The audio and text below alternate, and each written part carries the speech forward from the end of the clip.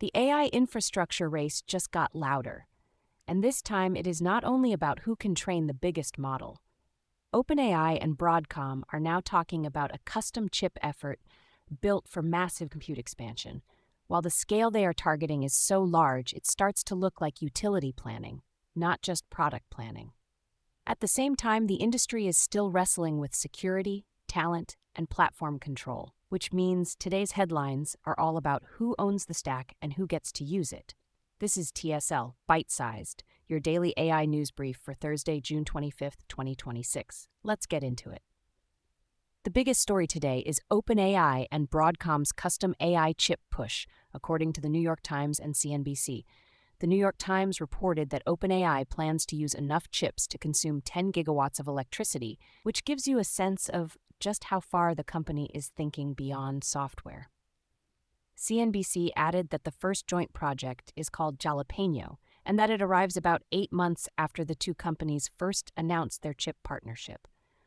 What matters here is not just the name of the chip, but the direction. OpenAI is moving deeper into hardware design to support the scale it wants for future models and services.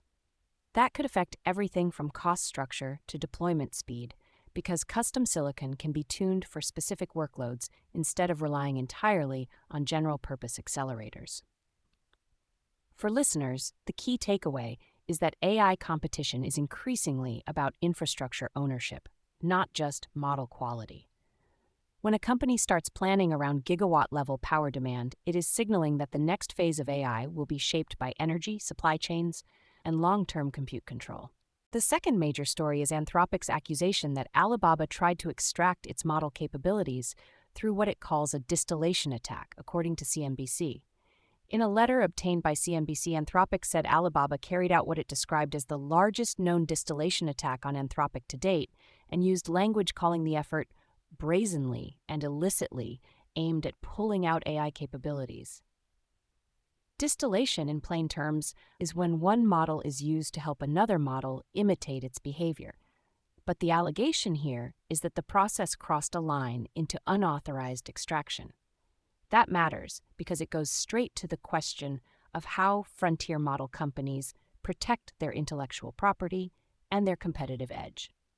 It also shows that model security is no longer just about prompt injection or data leaks. It is now about whether rivals can systematically reverse engineer capabilities at scale.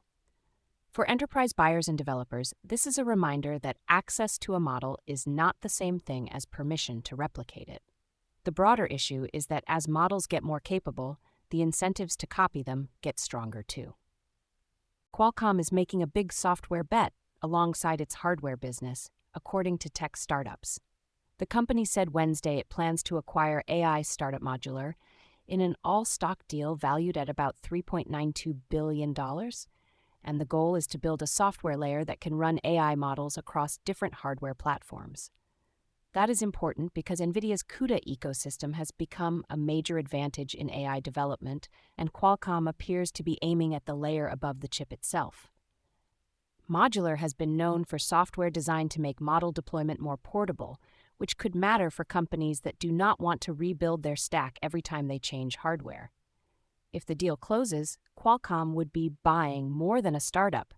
It would be buying a strategy for making AI workloads less dependent on one vendor's tooling. For listeners, the practical point is that the next AI battle is not only about who makes the fastest chip, but also about who makes the easiest software environment around it. That is a much broader competitive front, and it could reshape how developers choose where to build.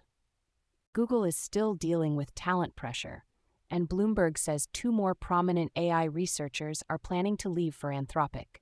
According to Bloomberg, Jonas Adler and Alexander are among the Alphabet researchers expected to make the move, adding to a run of high-profile departures from Google's AI ranks. That matters because these are not just ordinary staff changes. They are the kind of exits that can affect research momentum, product planning, and institutional memory. Anthropic has been one of the main destinations for people with deep frontier model experience, and this latest report suggests the company is still pulling in senior technical talent from its rivals. For Google, the issue is less about 1 or 2 names. and more about the cumulative effect of repeated departures in a field where a small number of researchers can have outsized influence. For listeners, the takeaway is that the AI talent market remains extremely tight at the top end. When the same companies keep trading senior researchers, it tells you the competition is still being fought person by person, not just product by product. There is also a notable product and licensing move involving images, according to Forbes. Getty Images and OpenAI announced a display agreement on June 21st that brings Getty's licensed visuals into ChatGPT responses, even as copyright disputes over AI training data remain unresolved. Forbes reported that Getty shares surged 123% after the announcement, which shows how closely investors are watching these content deals. The agreement does not erase the legal fights around training, but it does show one path companies are taking to make AI outputs more commercially usable. For users, it could mean richer responses with licensed imagery attached, and for publishers, it is another example of AI firms paying for distribution-friendly content relationships. One quick hit before we wrap. Google's Gemini 3.5 Pro is now delayed until July, according to Business Insider. The company is reportedly using the extra time to refine the model, which is a familiar move in a market where launch timing and benchmark performance both matter. That delay keeps pressure on Google to show progress while rivals keep shipping. Before I let you go, keep an eye on whether OpenAI and Broadcom say anything more about deployment partners or power requirements for Jalapeno, because the scale alone is the story there. Also, watch for any response from Alibaba after Anthropic's accusation, since that could turn a technical dispute into a much bigger industry fight. If either of those develops, it will tell us a lot about where the next phase of AI competition is headed. That is TSL, Byte Sized for Thursday, June 25th, 2026. Find the show on Spotify, Apple Podcasts, and wherever you get your podcasts. See you tomorrow.